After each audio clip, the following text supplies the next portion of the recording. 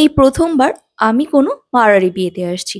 আর এই বিয়ের মেনুতে ছিল লিট্টি চোখা থেকে শুরু করে অনেক দারুণ দারুণ খাবার। আর ভেজের মধ্যে যে এত আইটেম হতে পারে আমার সত্যিই জানা ছিল না। প্রথমেই আমরা স্টার্টার স্টলগুলো ঘুরে দেখবো। আর আজকের বিয়ের মেনুতে ছিল মোটামুটি প্রায় ৮০ রকমের খাবার। একটা মানুষের পক্ষে মানে 80টা আইটেম ট্রাই করা মোটেও সম্ভব না, আমার কাছে তো তাই মনে হয়। তো আমরা আজকে যেগুলো ট্রাই করব সবকিছুই তোমাদের সাথে শেয়ার করব। আমাদের বাঙালি বিয়ের মেনুতে এই টাইপের খাবারগুলো একদমই থাকে না।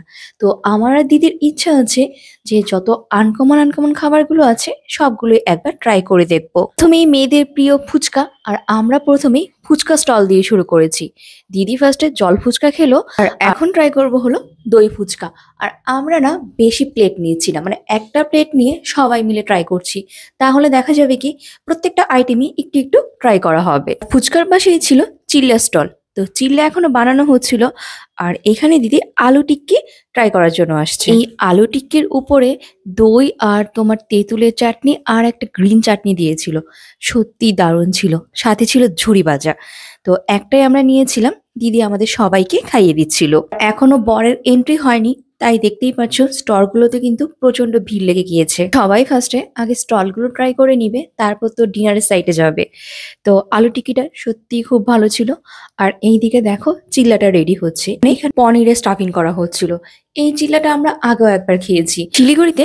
দীপদার বিয়ের রিসেপশনের দিন এই চিল্লাটা বানানো হয়েছিল, ওই দিনও আমাদের কাছে খুব ভালো লেগেছিল, আজকেও খুব ভালো লেগেছে। তো এই তো এটাও আমরা এক প্লেট নিয়েছি, সবাই মিলে শেয়ার করে খাচ্ছি। আমরা বাঙালিরা বিয়ে বাড়িতে অলওয়েজ ননভেজ খাই, তো তাই আমাদের আবার ননভেজের প্রতি একটা অন্যরকম আকর্ষণ থাকে। কিন্তু এই ফার্স্ট টাইম এই ভেজ আইটেমগুলো ট্রাই করতে না সত্যি খুব ভালো লাগছিল, মানে একবারও ননভেজের কথা মনে পড়ছিল না। এটা না এক ধরনের পাপড়ি চাটের মতো ছিল, তো আমি সঠিক নামটা বলতে পারছি না।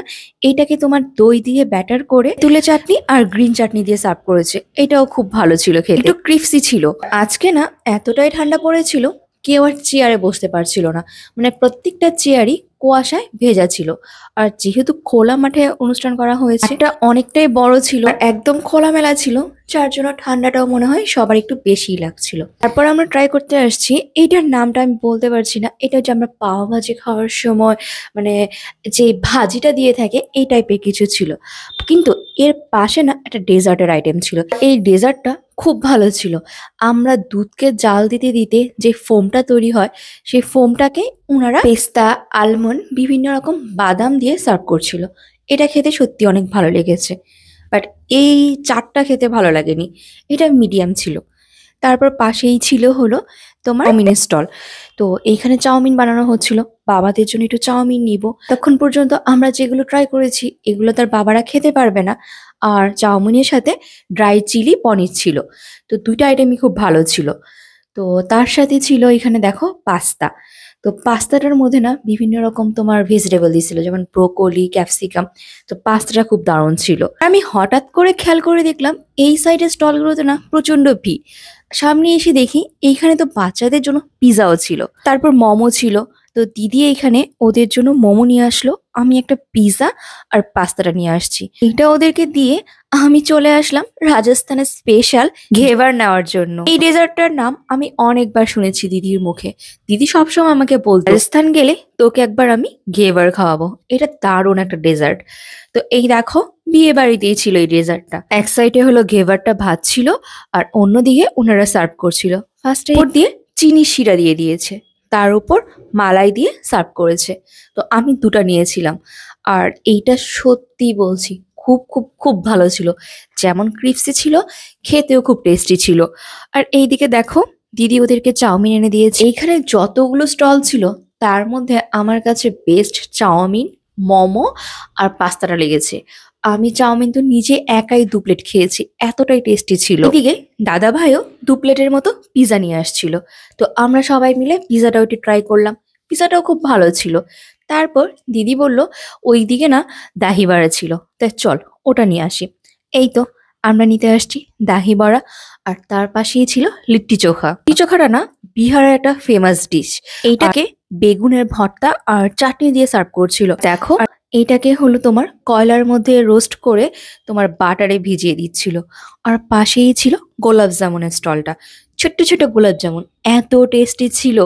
আর ভিড় দেখে তো বুঝতেই পারছো যে প্রত্যেকটা মানুষই এখানে প্রত্যেকটা আইটেম খুব এনজয় করে খাচ্ছিল। তারপর আমরা চলে আসছি মিক্সড ফ্রুটের একটা স্টলে। মানে বিভিন্ন রকমের ফ্রুটস তোমার একসাথে একটা প্লেটে দিচ্ছিল। তো আমরা আর এটা নিইনি, আর পাশেই ছিল তোমার মকটেল কাউন্টার। তো ভাবলাম যে লাস্টে ডিনারের পর মকটেল খাবো। আর এই দিকে দেখো স্যুপের কাউন্টারটা ছিল। তো তনয়দা ফার্স্টে এখানে টমেটো স্যুপটা খেয়েছিল, ওটা খুব ভালো ছিল। বাট টমেটো স্যুপটা না শেষ হয়ে গিয়েছিল, তো ভেজিটেবল স্যুপটা ছিল। তো দিদি ভেজিটেবল স্যুপটাই নিয়েছে। ভেজিটেবল স্যুপটা আমাদের কাছে মোটামুটি লেগেছে। তো খাওয়া দাওয়ার পর এখন একটু আমরা রেস্ট নিচ্ছি।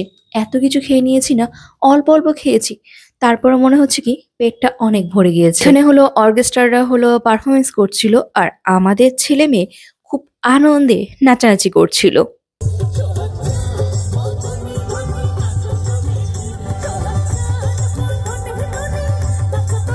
তো সুন্দর একটা বাঙালি সং হচ্ছিল না, আমরা কেউই আর নিজেদেরকে ঠিক রাখতে পারিনি, সবাই একটু ডান্স করেছি, নিজেদের মধ্যে একটু গল্প করছিলাম। কারণ এখনো আরো 1 ঘন্টা পর আমরা ডিনার করব। এত কিছু আমরা খেয়ে নিয়েছি, পেটটা না এমনি অনেক ভরে গিয়েছে। আর যেন এই বিয়ে বাড়িতে আমার কাছে 2টা ব্যবস্থা সবচেয়ে বেস্ট লেগেছে। ফার্স্ট হলো এখানে গরম জলের ব্যবস্থা করা ছিল। অনেকগুলো স্টাফ তোমার ট্রেতে করে গরম জল নিয়ে ঘুরে বেড়াচ্ছিল, যেন কাউকে এই ঠান্ডায় ঠান্ডা জল খেতে না হয়। আর সেকেন্ড হলো এখানে না হিটারের ব্যবস্থা করেছিল। 4টা পরপর হিটারের ব্যবস্থা ছিল, বাট ওইখানে কোনো চেয়ারই ফাঁকা ছিল না। ঠান্ডার মধ্যে সব বাচ্চারা বা বয়স্ক লোকেরা দেখা যাচ্ছিল এই হিটারের নিচেই বসেছিল। তো চলো বন্ধুরা, এই ব্লগটা তাহলে এইখানেই শেষ করি। যদি তোমাদের ব্লগটা ভালো লেগে থাকে তাহলে একটা লাইক কমেন্ট শেয়ার দিও। নেক্সট ভিডিওতে তোমাদের সাথে বর বউয়ের গ্র্যান্ড এন্ট্রিটা শেয়ার করব। আমাদের ভিডিওগুলো যদি তোমাদের ভালো লেগে থাকে তাহলে আমাদের পেজকে একটা ফলো আর সাবস্ক্রাইব করে আমাদের পাশে থেকো।